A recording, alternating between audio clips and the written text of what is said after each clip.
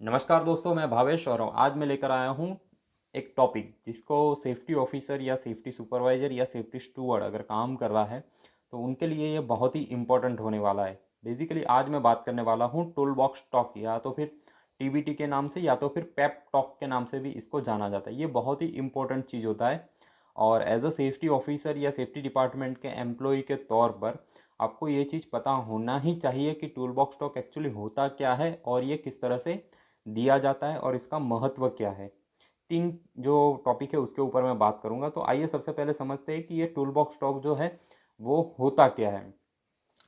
Basically क्या होता है कि कहीं पे भी कोई भी इंडस्ट्री के अंदर कोई ऐसा एक्टिविटी हो रहा है कि जिसमें हैज़ार्ड बहुत ज़्यादा है, जो रूटीन ऑपरेशन नहीं है, यानी आपके जो पर्टिकुलर काम है वो करने के लिए कोई बाहर से वर्कमैन आए हुए हैं कि जिनका स्किल है बराबर, उनका एक्सपीरियंस है, लेकिन उसके बावजूद भी आपकी फैक्ट्री जो है या तो फिर आपका जो प्रीमाइसिस है या पर्टिकुलर जो काम हो रहा है उसके हिसाब से उनको वो फेमिलियर नहीं है, तो उस केस में हमें उनको थोड़ा सा ब्रीफ करना पड़ेगा। तो ये सब चीज़ को ध्यान में रखते हुए काम शुरू करने से पहले एक छोटा सा एक मीटिंग ऑर्गेनाइज किया जाता है, जिसके अंदर पर्टिकुलर वो टास्क जो है वो क्या होने वाला है, किस तरह से होने वाला है, राइट। उस पर्टिकुलर एक्टिविटी में हैज़ार्ड क्या क्या है, रिस्क क्या है, हमारा इमरजेंसी प्रिकॉशन क्या रेडीली कंडीशन में अवेलेबल हमने रखा हुआ है, राइट ना, और क्या पीपी आपको यूज़ करना चाहिए, उसके ऊपर एक ब्रीफ दिया जाता है। 5 या 10 मिनट का रहेगा, जिसमें सारे जो भी वर्कर रहेंगे उनको एक साथ बिठा के आपको ब्रीफ कर देना है, ताकि काम शुरू करने से पहले ही उनको एक आइडिया आ जाए कि अगर मुझे ये काम करना है तो ये काम के अंदर इतने हज़ार है, ये रिस्क है, अगर कुछ हो गया तो मेरे पास इतने इमरजेंसी के लिए इक्विपमेंट अवेलेबल है, मेरे पास में रखा हुआ है, और मुझे इतने पीपी यूज़ करके मुझे मेरा जो काम है वो करना है।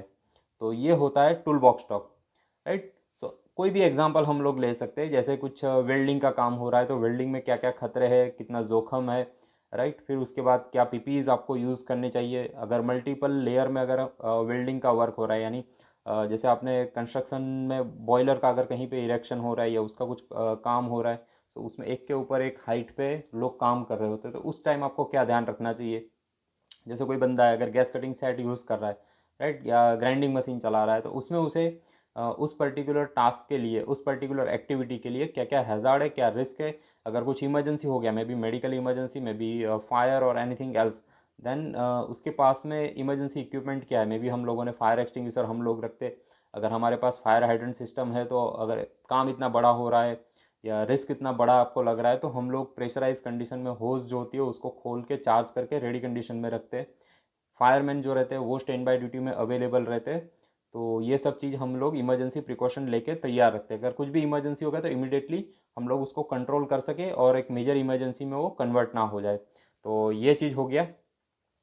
फिर आता है कि और हमें क्या क्या ध्यान में देना चाहिए, सेफ्टी प्रिकॉशन के बारे में आपको ब्रीफ करना है। तो ये हो गया टूल बॉक्स टॉक।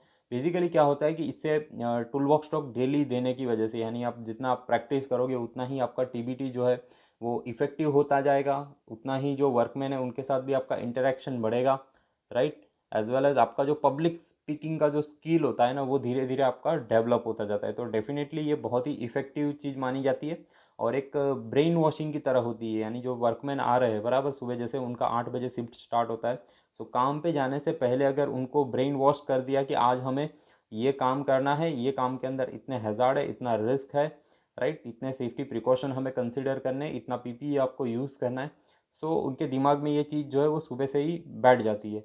सो पूरा दिन जो है वो विथ सेफ्टी प्रिकॉशन के साथ वो काम करते हैं।